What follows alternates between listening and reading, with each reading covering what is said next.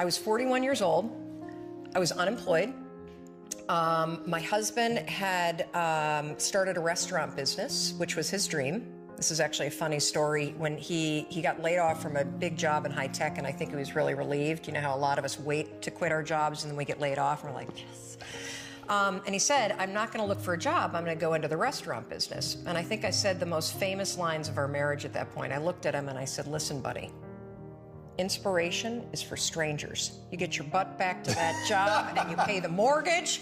And again, micro moment where I'm being a jerk instead of being a supportive wife. But that's an example of where when he said he was not going to go get a job, but he was going to start a business, the first thing that was there was fear. And so fear was making the decision for me. God, I love that you can share that, though. That's so powerful. Well, so what happened is the first restaurant was a home run. And of course, what do when things are successful? You grow it. You grow it really big. And so they decided to raise some money. And we threw in our home equity line, the kids' college savings. They tried to open a second and a third. And at the same point, a grocery store chain encouraged them to go into wholesale. So it basically got way too big, way too fast.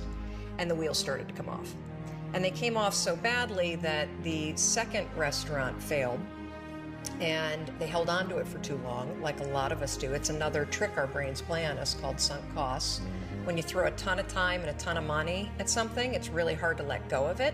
And if you haven't done it in business, we all have a relationship in our past, stayed way too long. That was a trick your brain played on you. So by the time that they closed the second restaurant, it was an $800,000 loss. Ooh. I mean, that meant our entire home equity line gone. Right. It meant kids' college. I get just choked up just thinking about how terrifying it was. And so I found myself at the age of 41, like, just feeling like a complete failure. And so did Chris. And to make it worse, not only had we lost all of our savings, but so many friends and family members had invested. And so there was this real tension between the truth of what was happening and what you had to do in public, because it was a public business. Shame, failure, embarrassment, and the liens started to hit the house. The phone started to ring, and it was nothing but collection calls. And I just remember feeling this tremendous shame. And at some point, I think we all hit that moment in life where things just are not going how you thought they would go. And what's amazing about those moments is we all respond very differently. So my husband, he would spring out of bed and he would head right out that door, 6 o'clock in the morning, and he would go meet his partner and they would go to the bank and they would dig right in and they would face their problems head on. And he's also a smart guy. I mean, he did not want to be in the house when yours truly woke up, because I was a raging bitch at that point in our lives. And the reason why is because when you're scared and you're afraid and you're jealous and you're overwhelmed with emotion, it is so much easier to point the finger at other people. That's a decision, by the way. Sure. One you may not be aware that you're making, but you're still making it. So what would happen to me is the exact opposite. Is Chris would be gone, the alarm would go off at 6 o'clock in the morning, and I would lie there. And I would think about the lien on the house, and I would think about the bankruptcy that we were facing, and I would think about how much we had fought the night before, and I would think about the fact that I was unemployed, and I would hit the snooze button. I mean, why would you get up when your life is like that? Why would you? I mean, I needed confidence, I needed courage. I was so tapped out. And you know, in the scheme of life, hitting the snooze button is not that big of a deal. But here's the thing about life. None of us wake up and say, today is the day I destroy my life. What we do is we kind of check out because it feels overwhelming. Or we check out because we're afraid. Or we check out because we start listening to self-doubt. And then we make these teeny tiny decisions all day long. We don't even realize it. Decision to not get up on time, a decision to not eat the right thing, a decision to snap at your kids, a decision to not speak in a meeting, a decision to not look for a job, a decision to not deal with your finances, a decision to not call your parents, like whatever it is. All day long, these tiny decisions that take you so far off track. And then you wake up like I did and you look at your life and you think, how the hell did I get here? And more importantly, how do I get back over there? and you have no idea. And so I was so trapped. And I know from your story, you felt the same way. Like you knew that there was more in store for you, but you couldn't figure out how do you close that gap?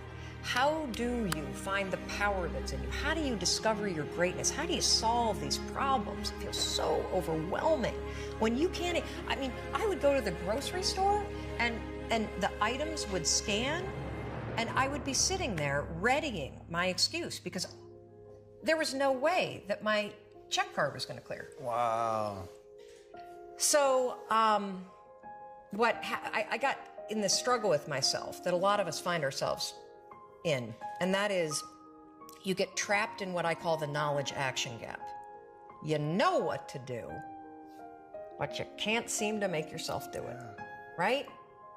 I mean, every one of us is one Google search away from a list of instructions that if you follow any of them, it will change your life.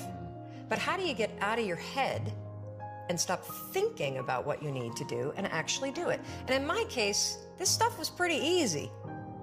Get up on time, make breakfast for the kids, get them on the bus, start looking for a job. Be nicer to Chris. Don't drink so much. Instead of isolating yourself, pick up the phone and call a friend. Get yourself out into the woods and go for a walk. Start running again. Like all these little things that I was capable of, but I couldn't get out of here. Could not get out of here. And if you're stuck, that's the problem. The problem is you're in your head, you're thinking. That is the universal problem. And it all starts with this knowledge of what to do, and then you hesitate and you think about whether or not you feel like doing it. So for a couple months, I was really stuck. Chris would get up at 6, I'd hit the snooze, and then I'd hit the snooze, and then I'd hit the snooze, the kids would miss the bus. And then every night I'd do the same thing. I'd go in bed. Have you ever had one of those nights? Probably before you started your company, but where you go in bed and you're like, all right, Tom, that's it. Tomorrow, it's the new me. Tomorrow, I'm gonna get up on time. I am gonna go to the gym. I am gonna look for a job. I'm not gonna drink so much. It's gonna be amazing. The new me, the future me. Woo! Let's do this, right? And then you go to bed, and you wake up 7 hours later, and you're like, I don't feel like the new me. It's the only, that's a stupid, see, motivation's garbage. It's never there when you need it. Ever, ever, ever, ever. And so here's what happened to me, and thank you for wearing the NASA t-shirt. It's a really stupid story. It's a powerful story. So one night, Chris had gone to bed. I had been struggling. We still had all the same problems. We still had a lien on the house, still facing bankruptcy, still fighting like crazy. I was still unemployed. Now, here's a really interesting point. I talk a lot about your instincts and inner wisdom. And we can get into this a little bit later, but a lot of us talk about the fact that you have a gut feeling. But what all this research that I've done for the book and all the speaking that I do, what I've discovered that's fascinating is actually when you set goals, when you have an intention on something that you want to change about your life, your brain helps you. What it does is it opens up a checklist, and then your brain goes to work trying to remind you of that intention that you set.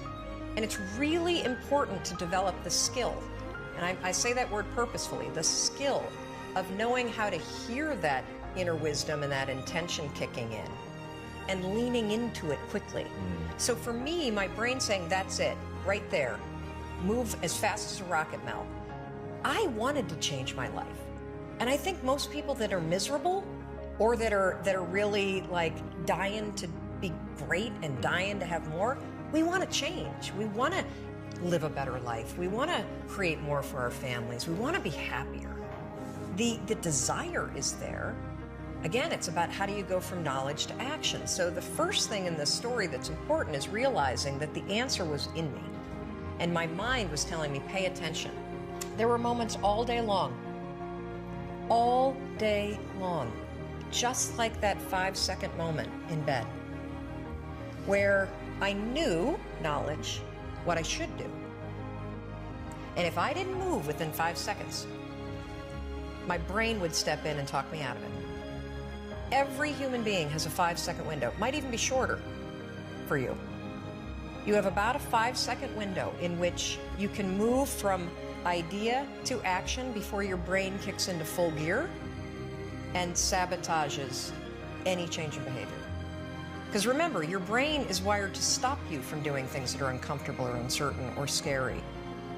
It's your job to learn how to move from those ideas that could change everything into acting on it.